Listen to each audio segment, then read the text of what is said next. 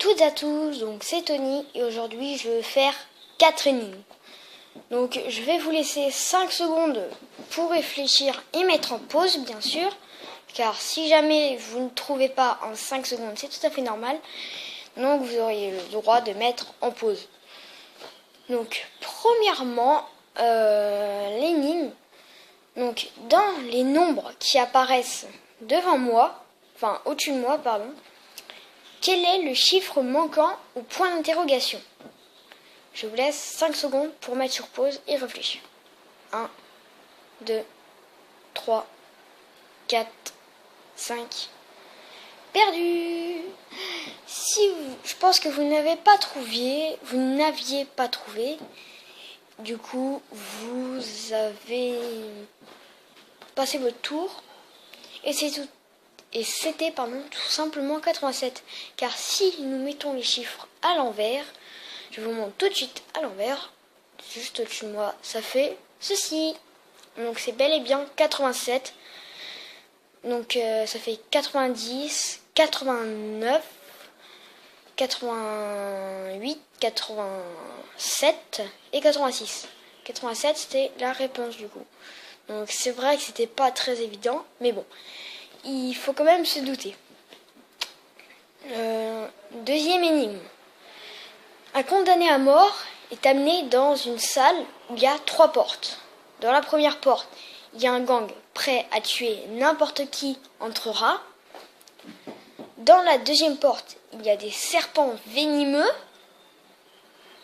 Et dans la troisième porte, il y a des lions affamés qui n'ont pas mangé depuis plus de 4 mois.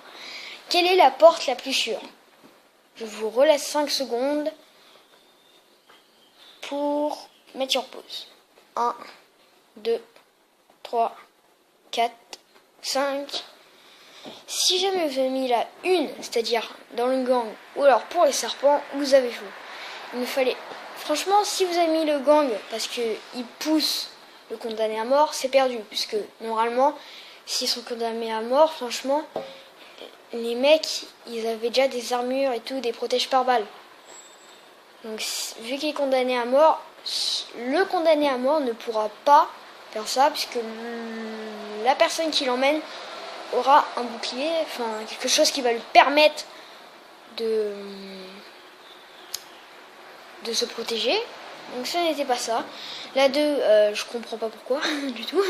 Si c'est courir, si elle est remplie, voilà. Donc pourquoi c'était la 3? Tout simplement puisque des lions affamés qui n'ont pas mangé depuis plus de 4 mois sont déjà morts. Donc c'est tout à fait simple. C'était aussi normal. Donc, troisième énigme. Il y a 2 pères et 2 fils qui vont à la pêche. Et qu'est-ce qui se passe? Ils attrapent tous un poisson. Mais quand on les rassemble, il n'y en a que 3. Comment ça se fait? Je vous laisse 5 secondes. Et puis ça sera bon. 1, 2, 3, 4, 5. Si vous avez dit qu'il y a un grand-père, un père et un fils, c'est tout à fait vrai. Sinon vous avez faux. C'est pas qu'il y a un poisson qui a mangé l'autre poisson. Non, non, non. Parce que regardez, il y a le grand-père, ensuite il y a le père qui a un fils, mais c'est aussi un fils, puisqu'il a un père. Donc je vais vous faire avec mes doigts. Donc ça c'est le grand-père. Là c'est le père, là c'est le fils, mais c'est aussi un père puisqu'il a aussi un fils. Là c'est le fils de lui, du grand-père. Donc c'est tout à fait normal en fait. J'espère que vous avez compris. Donc voilà. Et la dernière énigme, celle-là aussi, je n'aurais fait aucune erreur, vous allez voir. Même si vous pouviez croire que j'en ai fait une. Donc, dernière énigme. Tout simplement, il y a un pommier. Et dans ce pommier, il y a 10 branches. Et dans les 10 branches, il y a encore 10 branches. Et dans toutes les branches, il pousse 5 cerises. Dans une branche, il pousse 5 cerises.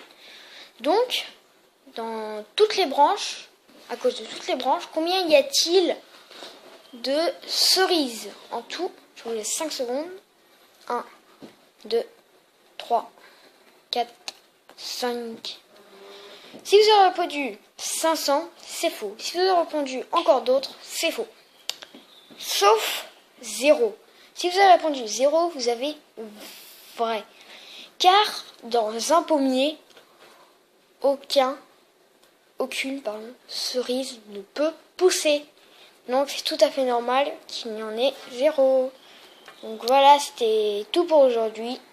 J'en ferai d'autres dans longtemps, je pense, ou dans pas longtemps, on verra.